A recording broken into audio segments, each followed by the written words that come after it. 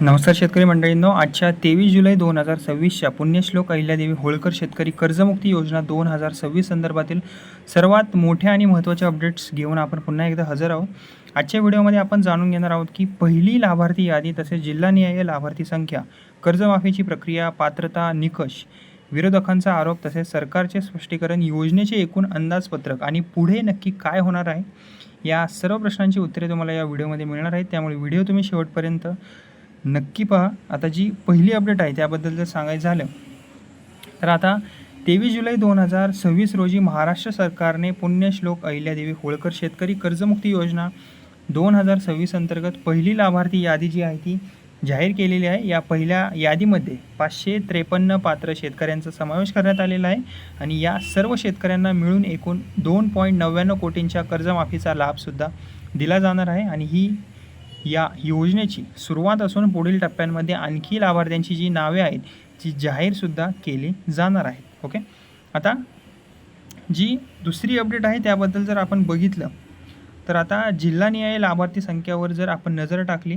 तर आता पाहूया आपण की कोणत्या जिल्ह्यात किती लाभार्थी नक्की आहेत.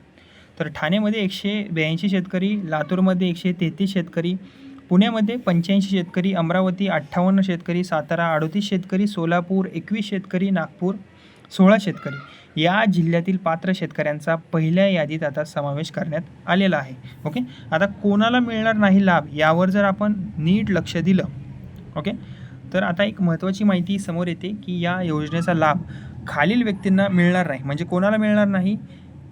आयकर भरणारे नागरिक, सरकारी किंवा निमसरकारी कर्मचारी, निवडून आलेले लोकप्रतिनिधी, सहकारी बँकांचे पदाधिकारी आणि कर्मचारी. जर तुम्ही मंडळींनो या गटांमध्ये येत असाल तर या योजनेचा लाभ तुम्हाला मिळणार नाही आहे. ओके, आता जी कर्जमाफीची जी रक्कम आहे, ओके, कर्जमाफीची जी रक्कम आहे ती मिळणार कशी, ओके, त्याबद्दल जर सांगायचं झालं, ओके, तर पात्र शेतकऱ्यांनी ॲग्रीस्टॅक प्लॅटफॉर्मवर नोंदणी करणे आवश्यक आहे. त्यानंतर आधार प्रमाणीकरण म्हणजेच की आधार ऑथेंटिकेशन पूर्ण करावे लागेल आणि ही जी प्रक्रिया आहे ती पूर्ण झाल्यानंतर कर्जमाफीची रक्कम DBT म्हणजे डायरेक्ट बेनिफिट ट्रान्सफर पद्धतीने थेट संबंधित कर्ज खात्यात जमा केली जाईल आणि राज्य सरकारने 31 जुलै 2026 पर्यंत जिल्हा मध्यवर्ती सहकारी बँकांमार्फत ही प्रक्रिया पूर्ण करण्याचे नियोजन केलेलं आहे. तसेच विरोधकांचा सरकारवर काही आरोप झालेला आहे त्याबद्दलही आपण एक अपडेट बघून घेऊया.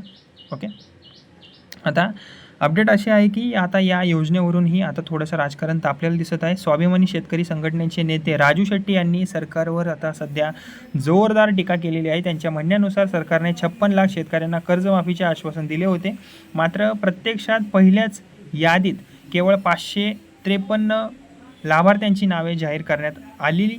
ओके, यामुळे सरकार शेतकऱ्यांच्या भावनांशी खेळत असल्याचा आरोप त्यांनी केलेला आहे. आता सरकारचे यावर स्पष्टीकरण काय ते जर आपण बघितलं, ओके, सरकारचे जर स्पष्टीकरण बघितलं तर या टीकेनंतर सरकारनेही आपली भूमिका स्पष्ट केलेली आहे. सहकार मंत्री बाबासाहेब पाटील यांनी सांगितले की आयकर विभागाकडून आयकरदात्यांची संपूर्ण माहिती अद्याप प्राप्त झालेली नाही आहे, त्यामुळे पहिली यादी मर्यादित ठेवावी लागली. आवश्यक माहिती मिळाल्यानंतर पुढील 2 दिवसात आणखी लाभार्थी याद्या जाहीर करण्याचा प्रयत्न सुरू असल्याचे त्यांनी सांगितलेले आहे. आता योजनेसाठी मोठे अंदाजपत्रक सुद्धा आलेलं आहे. ओके, त्यावर जर आपण नजर टाकली तर या योजनेच्या आर्थिक बाजूकडे थोडंसं आपण बघूया. पुण्यश्लोक अहिल्यादेवी होळकर शेतकरी कर्जमुक्ती योजनेसाठी राज्य सरकारने तब्बल 40,980 कोटींची तरतूद केलेली आहे.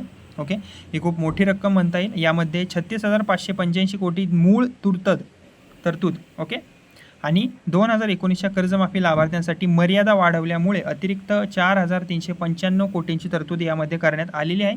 आता यामध्ये जर आपण नीट बघितलं तर प्रश्न असा येतो की किती शेतकऱ्यांना नक्की याचा लाभ मिळणार. तर राज्य सरकारच्या अंदाजानुसार या योजनेचा लाभ सुमारे 56 लाख शेतकऱ्यांना मिळण्याची अपेक्षा आहे.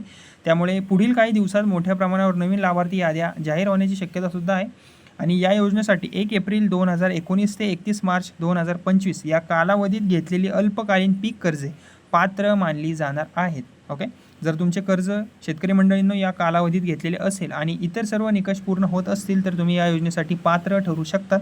आणि अजून एक महत्त्वाची सूचना, सध्या जाहीर करण्यात आलेली ही फक्त पहिली लाभार्थी यादी आहे. जर तुमचे नाव या यादीत नसेल तर काळजी करून घेऊ नका जास्त, कारण की पात्रता पडताळणी पूर्ण झाल्यानंतर पुढील याद्या टप्प्याटप्प्याने प्रसिद्ध केल्या जाणार आहे. त्यामुळे नियमितपणे ॲग्रीस्टॅक संबंधित सहकारी बँक किंवा जिल्हा कृषी कार्यालयाकडील अधिकृत माहिती तुम्ही तपासत राहा.